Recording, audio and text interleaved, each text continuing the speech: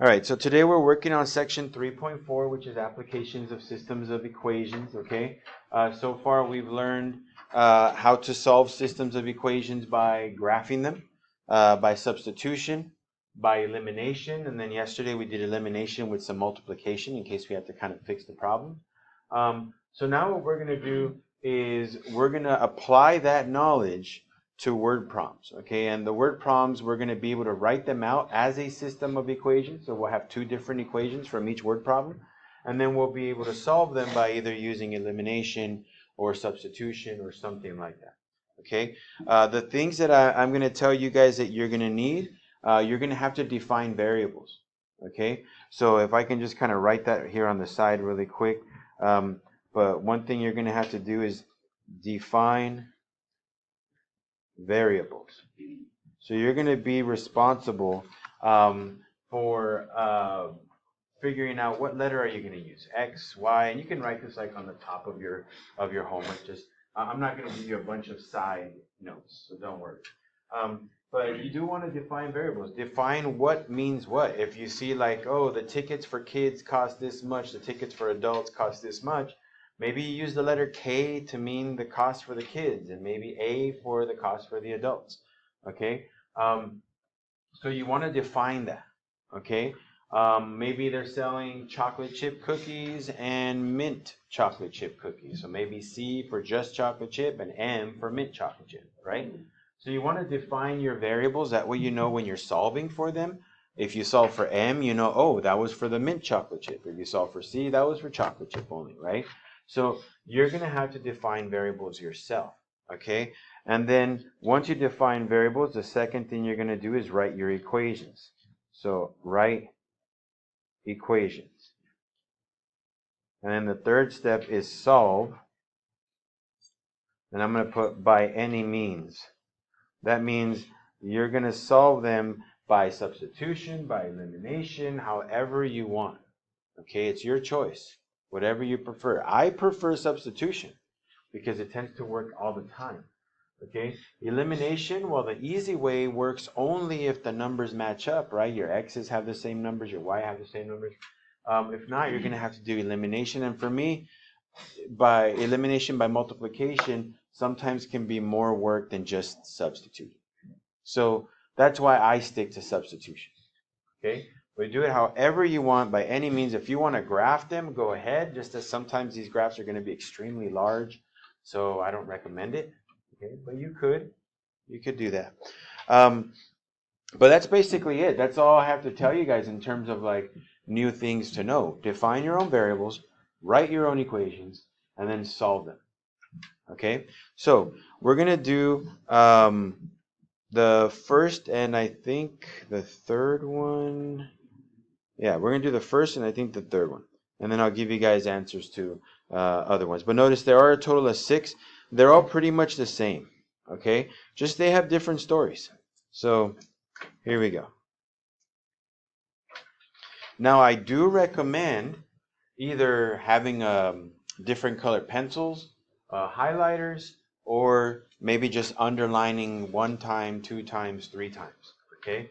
It's going to be like a single, a double, and a triple underline, because that's how I'm going to kind of key into the important things. So you'll see me highlight stuff after I read it. Okay? So let's look at the very first problem. It says in New York, not New York City. New York City is a popular field trip destination. This year, the senior class at High School A and the senior class at High School B both planned trips there. The senior class at High School A rented and filled 1 van and 2 buses with 117 students. High School B rented and filled 4 vans and 12 buses with 668 students. Each van and each bus carry the same number of students. How many students can a van carry? How many students can a bus carry? Okay, so usually the last sentence, or maybe sometimes the last sentences, will tell you what your goal is, right? My goal is to figure out how many students are in a van and how many students are in a bus. Okay, so this is my goal right here.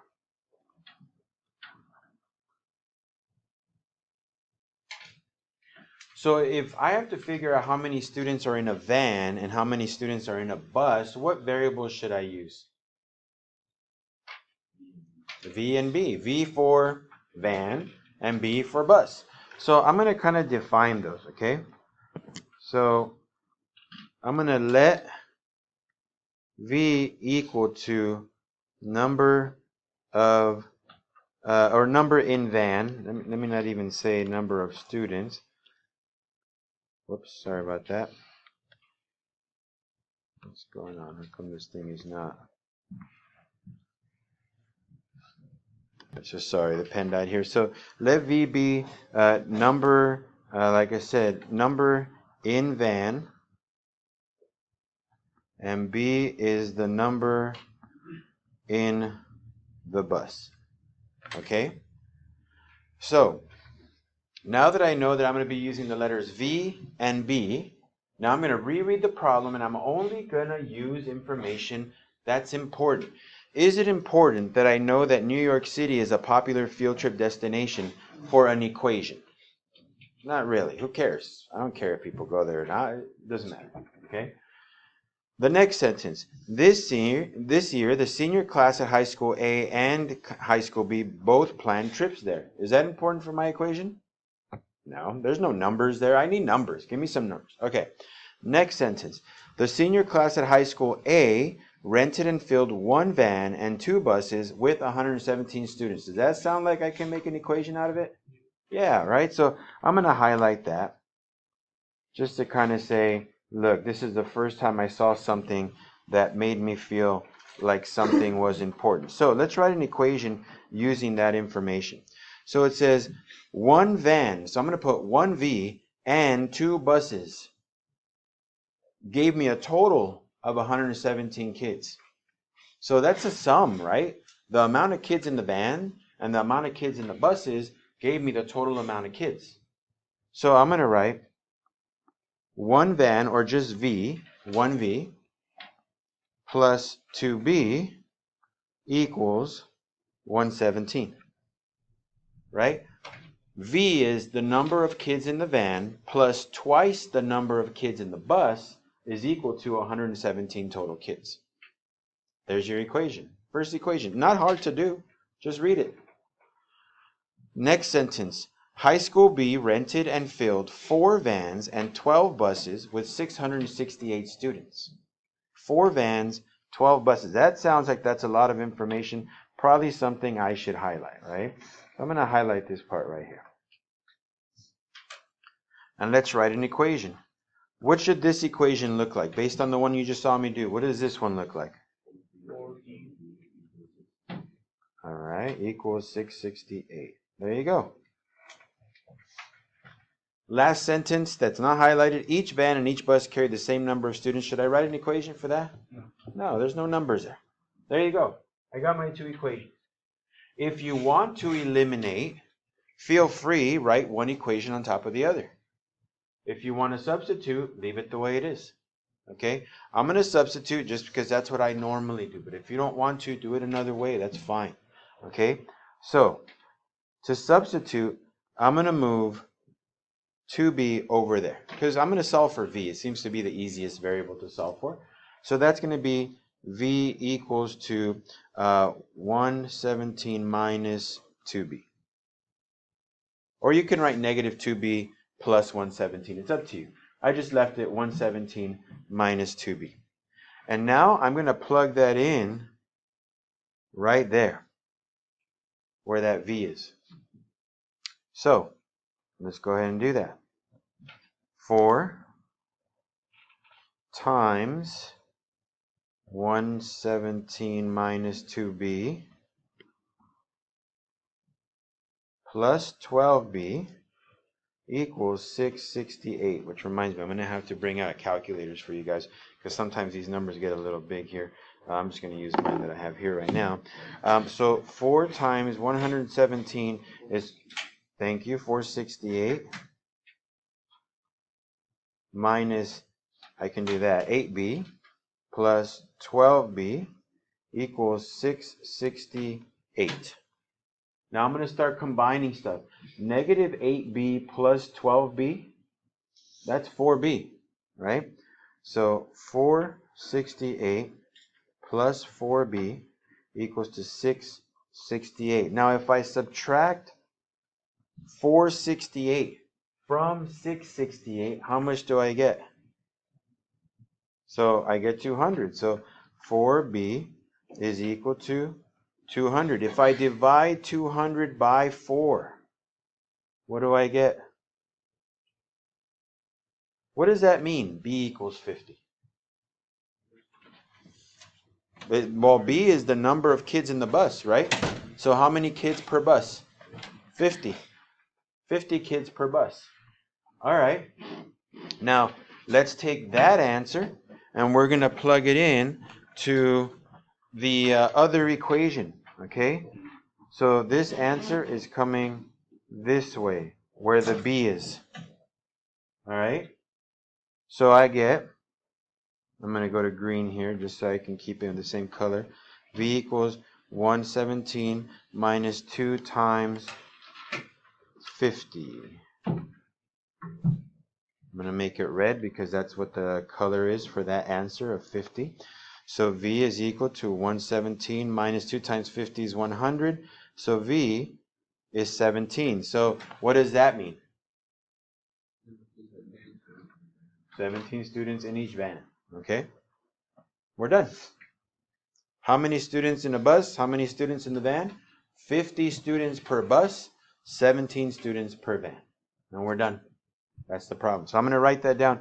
They always want your answers to be in terms of like a sentence or at least something that makes sense. So I'm going to put right here, there are 17 students per van and 50 students per bus.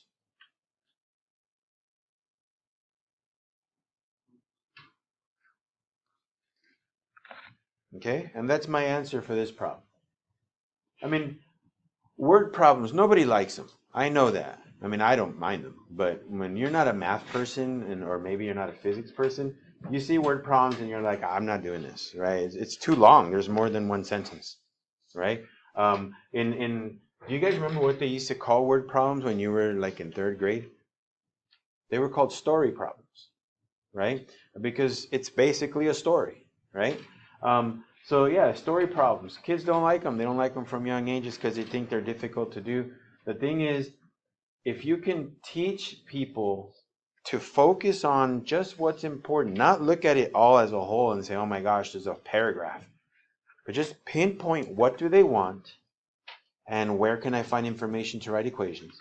If you just look for that, these things aren't that difficult because you can write out equations. Now, how well you can solve the equation, that's up to you. I mean, everybody's different, right, with that.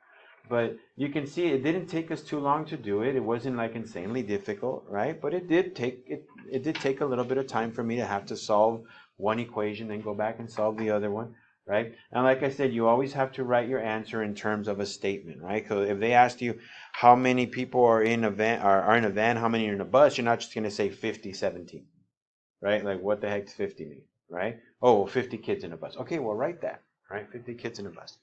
So, all right, let's check out question 2. But before we do that, any questions on this one? So you're okay with it? You understand? Read it once and then take out what's called the distractors, right? Who cares that they're going on a field trip to New York? Who cares that 2 high schools are going on this field trip? Okay, great for them. Who cares that the number or the kids in buses and vans each were the same? In other words, every bus and every van had 17 kids or 50 kids, right? Depending on which one they were taking. But that's great, but it doesn't give me information to solve anything, right? Only the stuff that I highlighted actually gives me information. The stuff in yellow was, what's the question you want me to answer? The stuff in green and blue is, here's how you build your equations, okay? So let's look at this next one right here. It says, well, 2 is not that long. You want me to go with 3 even though it's longer? But again, there's going to be distractors, so a lot of it. There's 3. Let's look at number 4. Notice number 4 is just like number 1, isn't it? 5 is going to be just like number 2, and 6 is probably going to be just like number 3. So what would you guys like me to do? Look at them. You want me to do 3? All right. So we'll go with the longer problem. It says, Jennifer and Gabriella are selling cookie dough for a school fundraiser. Customers can buy packages of chocolate chip cookie dough and packages of double chocolate chip cookie dough.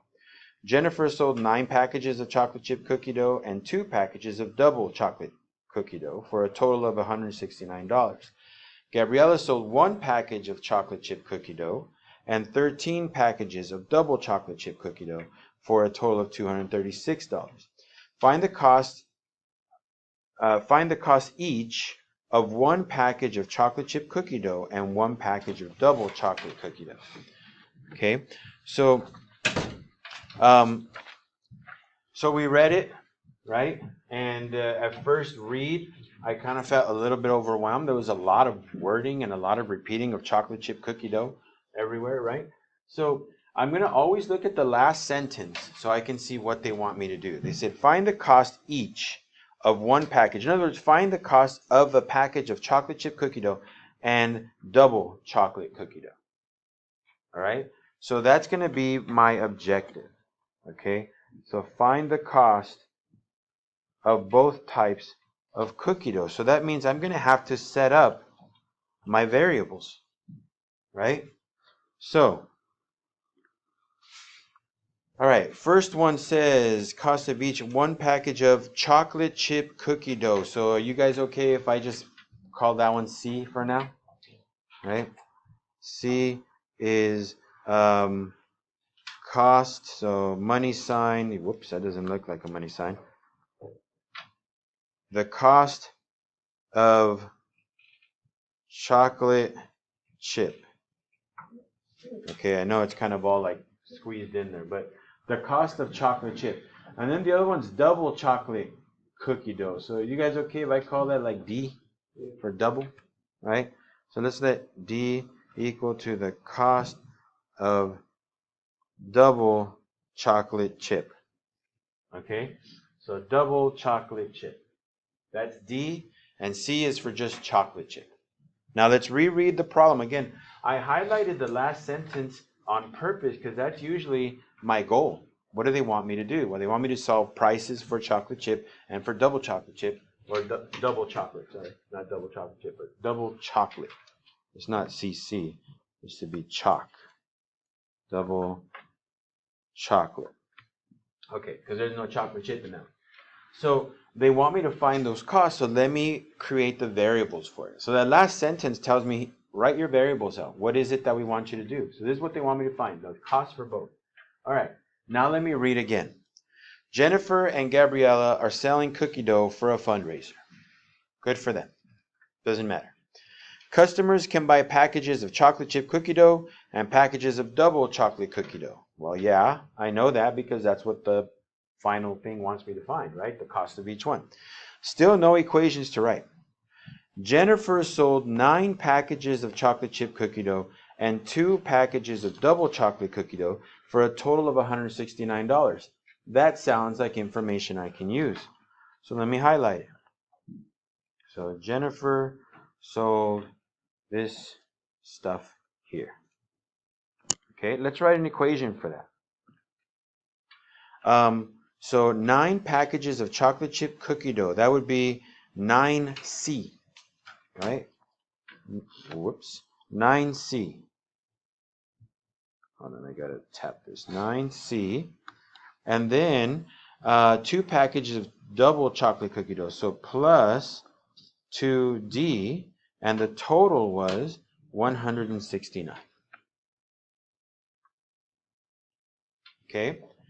And then it says, Gabriella sold 1 package of chocolate chip cookie dough and 13 packages of double chocolate cookie dough for a total of 236. So that sounds like another thing that's important.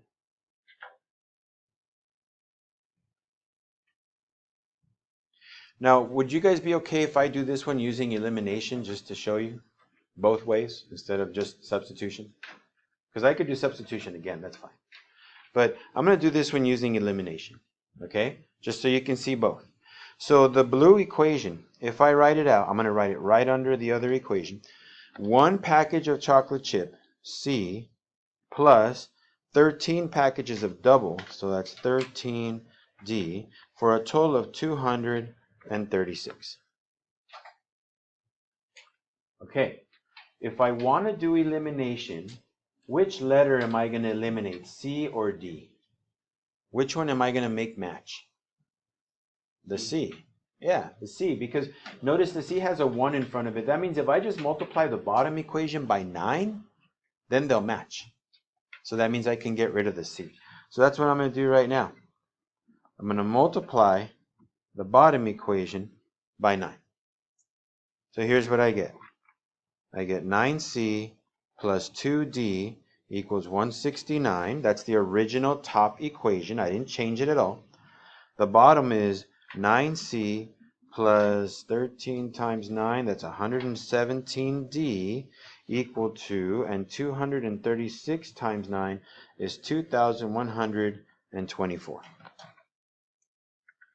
Okay? How do I get rid of 9C and 9C since they're both positive? I'm going to subtract them, right? So let's go ahead and subtract. I'm going to change my color here to blue. So 9C minus 9C, that's 0. 2D minus 117, that's negative 115D. And 169 minus 2124, that's negative 1,955. Okay? So I'm going to have to divide both sides by negative 115, right? So negative 115 on both sides. And what I get is that D, I'll put it right here, D is equal to 17. All right? So that means that the cost for double chocolate cookie dough is $17. Okay? But now I got to figure out the cost of the, what is it called, chocolate chip cookie dough. So I'm going to get that D value, and I'm going to plug it into one of the original equations. The original equations are in red. Okay? So which one do you want me to do, top or bottom? It doesn't matter. Bottom one, I would also pick the bottom one. Looks a little easier. So C plus, okay, let me put it way up towards the top. Go here. C plus 13 times 17. That's the thing I'm putting in right now. Is equal to 236. So C plus 13 times 17 is 221. 236. If I subtract 221, I get $15. Okay? So now I just got to write my answer. Even though I solved everything, I'm going to write my answer. So, chocolate, and I'm going to abbreviate, chocolate chip cookies are 15, let me write that out better, are $15. Double chocolate, CHOC, cookies, or cookie dough, but I'm just going to put cookies, are $17.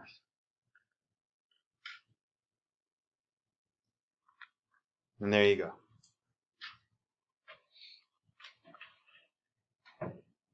So this is what you guys have to do for homework today.